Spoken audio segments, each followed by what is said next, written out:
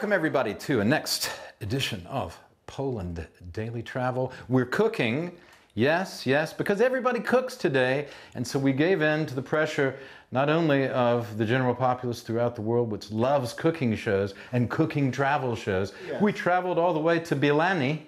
Exactly, darkest Warsaw. No, it's a cooking show, not a dancing show. Yeah, that's just I don't know why I was doing that. No, I don't know. I thought it was the dancing show, but that's next time, right? That's next time, yeah. Dancing with the Not Stars we're going to do, right? Yes. But this is cooking. It is. With a television star. Exactly. That's what we're doing. Exactly. Yeah. And I'm the sous chef, right?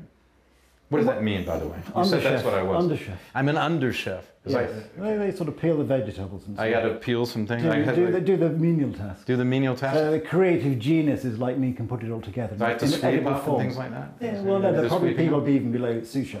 Good Lord, the ego of these chefs. It's incredible, folks. It is. It is incredible. There's hardly enough room in here for two heads. There's only one thing worse than a chef. That's a chef and a television camera.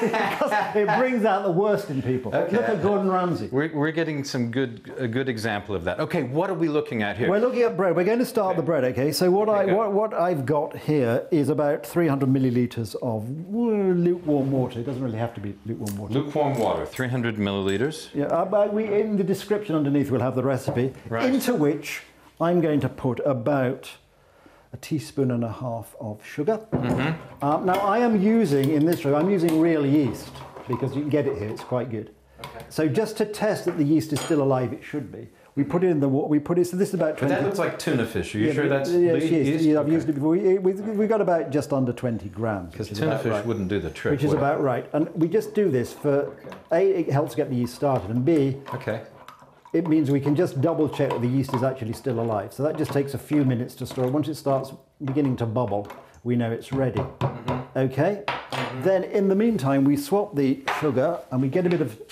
teaspoon of salt, which we will add to, and I'm using bread flour, obviously, for making bread, and there is a difference between bread flour and other flour. So don't be tempted, ladies and gentlemen, to use the wrong kind of flour because you wouldn't use roses, for example. You'll get the wrong kind of result. And I hadn't realised how many different types of flour there are till I There are a lot of different types of flour. Till I started, so that's a bit. Dandelion, well, that's the wheat. Daisy. We need a bit more. Daffodil. Yeah, there are all sorts of flour, but even within the cooking, you've got different flours for pastry. Oh, you're talking about cooking flour? Well, I'm talking about bread flour. The other flour, which we'll be using later in our other dishes, just normal, what Americans would call universal flour. Universal flour. But we just call it, the rest of us in England, and what do you call it in England? Plain flour. Yeah? Yeah. Plain flour. So it's just about... Very simple Anglo-Saxon. We are simple Anglo-Saxon people. Nomenclature. But if it wasn't for us, you'd all be speaking French, so be grateful. Yes, indeed. So there we've got about... I do speak French, by the way. We've got 500, so that's about 500 grams of that. And we'll put in, some people get very excited about salt. I normally do for 500 grams. Don't put too much salt. Yeah, it's a spoon and a half. Come on. That's okay. That's that. And then while that's something, I take the old trusty wooden spoon. Trusty? Even a broken wooden spoon is useful, and then we just give that a preliminary mix around while we're waiting. Very good. And I know the idea of me cooking on television, it reminds me of Dr. Johnson comparing, because of the 18th century when people had a different view, comparing women preachers with dogs walking on hind legs. Oh, right. And he said, it wasn't that it was done well, you were just surprised it was done at all. Okay. And I think many people will be surprised to see me, of all people, cooking in front of a camera. I think maybe people will be surprised that I'm allowing you to cook on my show. Yeah, well, I'm very grateful. I'm grateful for, So anyway, no, but I thought it would be fun. It is fun. Cooking should be fun. I'm learning something. A guy can learn how to cook. Yeah, right? Cooking's easy. It's much easier. I mean, cooking's easy. Baking is a bit trickier in the sense that proportions matter. So we're just going to wait. Just going to wait a few minutes to just check with the yeast. How many minutes? Well, I normally let the yeast sort of show that it's live. I normally give it about 10 minutes. You give it 10 minutes? 10 minutes. And how long then you add it to this? Then I will add it to this. I will add it to this and mix it and then knead it. And I set it, you will see. And then I set it aside and let it rise for about, depends on the temperature, for about 50 minutes. We'll be right back after the bumper to see the yeast rise. Stay tuned to Poland Daily Travel. It's never been more exciting. It hasn't. Than right now. Oh, hello everybody, and welcome to, welcome after the break. I was just into my Eastern methodology. In the meantime, Nicholas is going to be kneading. Yes? I'm going to be kneading the bread, yes. Yeah. It's kind of hot in here, isn't it? It is. It's hot outside, yeah. It is. Anyway. It's summer. So what we've got the bread and salt mix. So I just make a space in the middle of the flour. You make a space in the middle, right? Yeah, it's like yeah, show 'em. Yeah, just okay, now I just crumble back in. Just a little well in the middle, really. Right, a well in the middle. I'm adding about 20 grams of olive oil. Okay. And now we've checked that the yeast is working, so that all goes in like that. Mm-hmm. Lovely, all there. And then we start, then we mix it all together and start. I always start with a spoon of a wooden spoon just to help. The yeast makes it rise. Is that correct? The yeast makes it rise. Yes. Because it gets to work. The bacteria gets working in there. And you just sort of keep. Our stomachs are full of yeast, aren't they? They are full of all sorts of things. Yes. Yeah. You know, you can. Some people, obviously, you get a machine that does this for you. Okay. But I don't have a machine to do it for me. Right.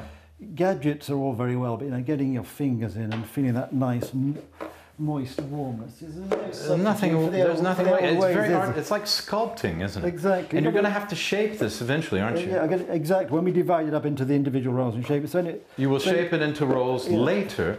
Because it's got to sit for how long? But it depends on the time, but round about 45 minutes. It's got to sit for 45 minutes. So in between. So there we go. So we pour it all out like that. You see, okay.